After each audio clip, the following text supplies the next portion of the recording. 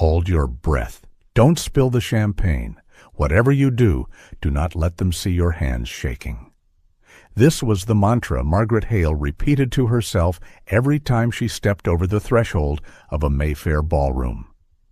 To the rest of the room, to the duchesses dripping in inherited diamonds and the young debutantes smelling of expensive lilies, Margaret was a ghost. She was 28. In the brutal, glittering mathematics of London high society, 28 was a number that meant expired. She was the girl in the corner, the one wearing a dress that had been dyed deep navy to hide the fact that the hem was frayed and the silk was thinning. Margaret wasn't here to find a husband.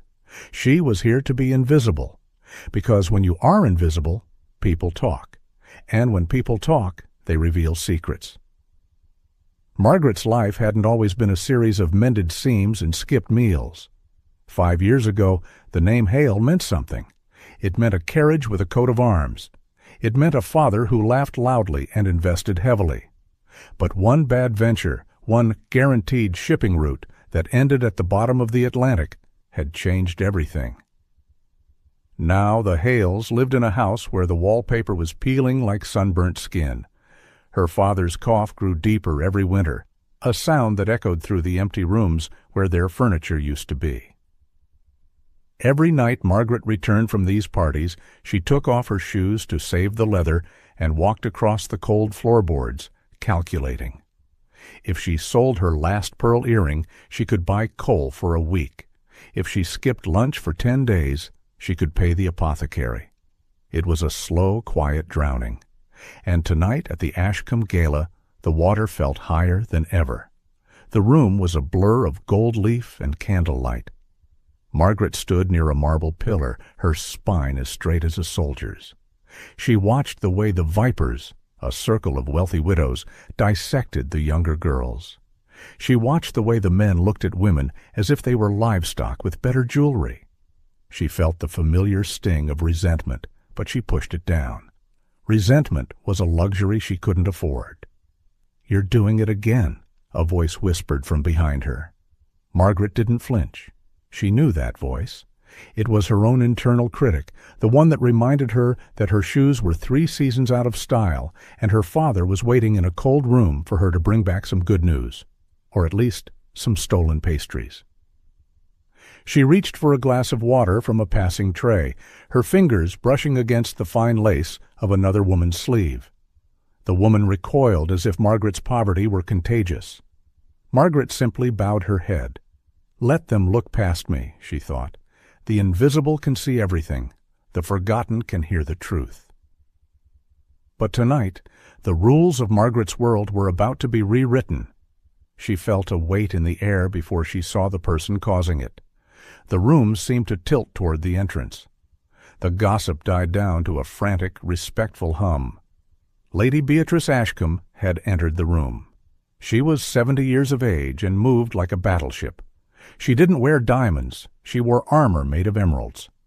Everyone in London feared her, and everyone in London wanted her blessing.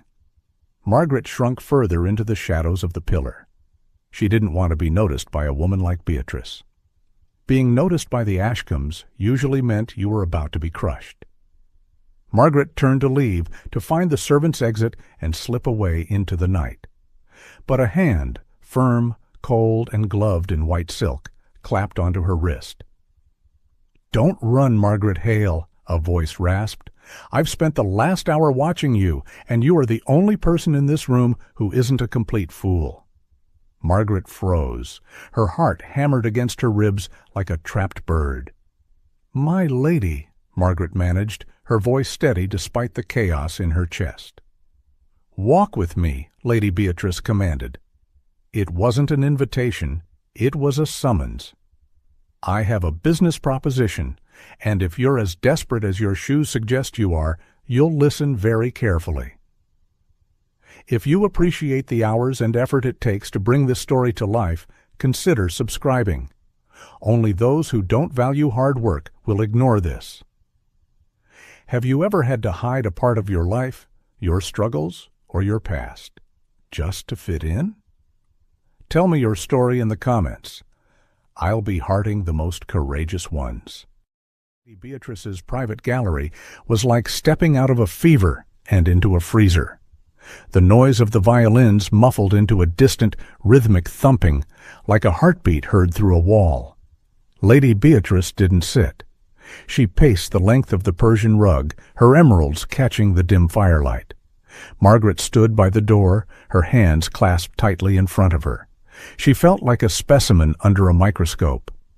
"Your father was Thomas Hale," Beatrice began, her voice cutting through the silence. "A man with a brilliant mind for philosophy and a catastrophic instinct for the stock market. He's currently 3 months behind on the lease for that drafty townhouse in Upper Berkeley Street, isn't he?" Margaret's throat went dry. The invisibility she had cultivated for years had been stripped away in a single sentence. "I didn't realize our private misfortunes were public entertainment, my lady." "They aren't," Beatrice snapped, turning to face her. "No one else cares enough to look, but I make it my business to know who is drowning. Drowning people are motivated." Beatrice sat down then, leaning forward into the circle of light cast by a desk lamp. "My son, Julian, is a man of insufferable principle. He believes in truth. He believes in merit. What he does not believe in is the necessity of a strategic marriage to protect our family's holdings from my late husband's brothers." She paused, her eyes searching Margaret's face for a flicker of weakness. "I need a distraction. I need the world to believe that Julian has finally met his match, a woman of discretion, intelligence, and a background that is respectable, if diminished. I need a fiancé for him, and I have chosen you." Margaret felt a laugh bubble up in her throat, born of pure shock. "A fiancé? My lady, I have spoken to your son exactly once, 3 years ago, about the weather. He doesn't know I exist, and from what I hear, he despises any form of deception." "Exactly," Beatrice smiled, and it was the coldest thing Margaret had ever seen. "He will despise the lie, which is why he must believe the engagement is real, and the world must believe it too." Margaret shook her head, backing toward the door. "This is madness. You're asking me to trap a man, a principled man, into a life with a stranger, to lie to his face every day." "I am asking you to save your father," Beatrice countered. Her voice dropped to a low, persuasive silk. "If you do this, if you play this part for 6 months, I will settle every debt the Hale name carries. I will buy back your family's country estate. I will provide your father with the best physicians in Europe." She reached into a velvet box on the desk and pulled out a ring. It wasn't a standard engagement band. It was a heavy antique sapphire surrounded by a constellation of diamonds. It looked like a piece of the night sky caught in gold. "This is the Ashcombe sapphire," Beatrice whispered. "Wear it, and you are the most powerful woman in this city. Refuse it, and you will be on the street by the first frost.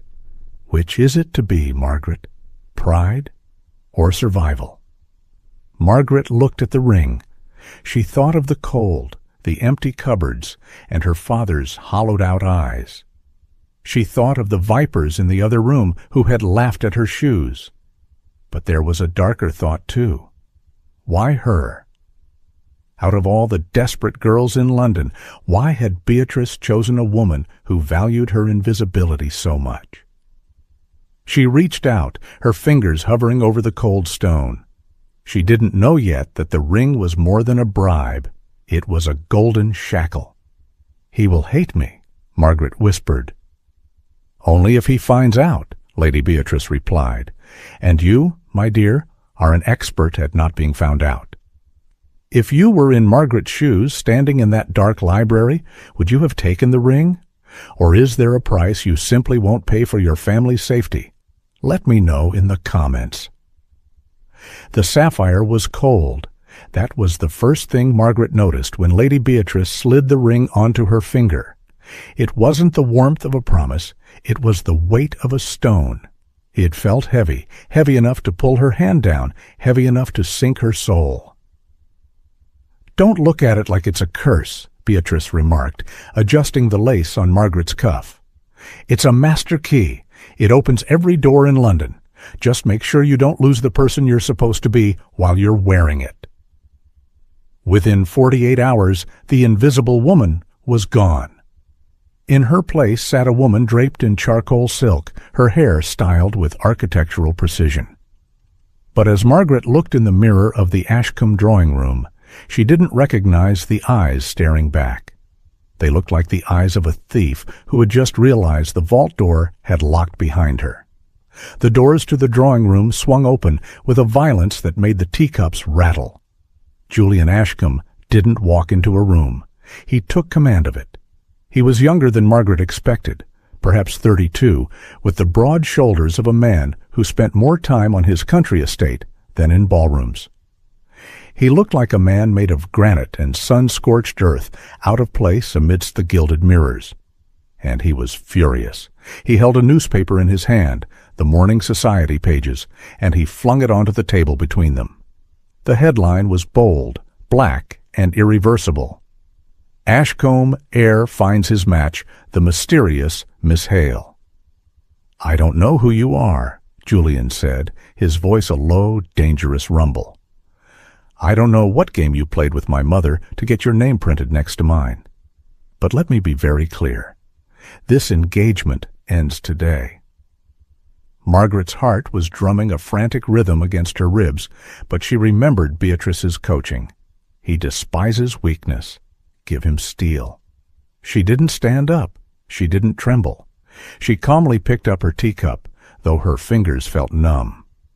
"Mr. Ashcombe," she said, her voice surprisingly cool. "If you end it today, the scandal won't just touch me. It will destroy your mother's reputation, and it will confirm every rumor that the Ashcombe fortune is built on unstable ground. Is your pride worth your family's ruin?" Julian stepped closer, leaning over the table. The scent of cedarwood and rain-washed air hit her. Up close, his eyes weren't just angry. They were intelligent, searching. "You talk like a businesswoman, not a woman in love," he hissed. "I'm a woman who understands reality," Margaret countered, meeting his gaze. "Your mother believes you need a shield against the vipers of the court. I need a future. We don't have to love each other, Julian. We just have to be the best actors in London." Julian reached out, his hand hovering near hers. For a second, Margaret thought he was going to strike her. Instead, he grabbed her hand, the one wearing the sapphire. He looked at the ring, then at her face. He was looking for the tell, the blink, the twitch. He was a man who lived by a code of honor, and he was looking for the lie in her eyes. "This ring belonged to my grandmother," he said softly, his voice dropping an octave. "She wore it for 60 years, and she never told a lie in her life. Putting it on your finger is a sacrilege." He let go of her hand as if it burned him.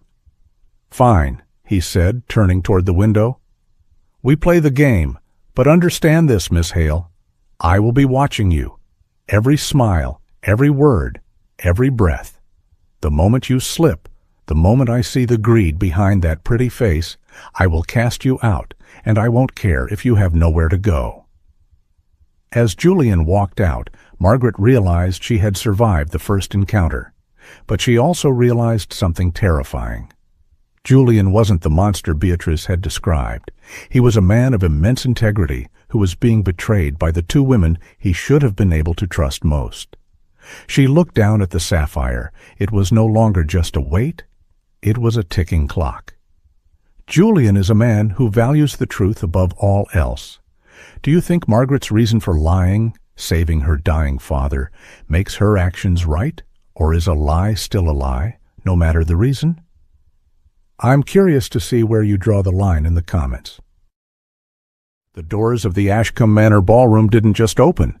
They felt like the gates of a coliseum. Margaret stood at the top of the grand staircase, her hand resting on Julian's arm. His muscles were as rigid as iron. He didn't look at her.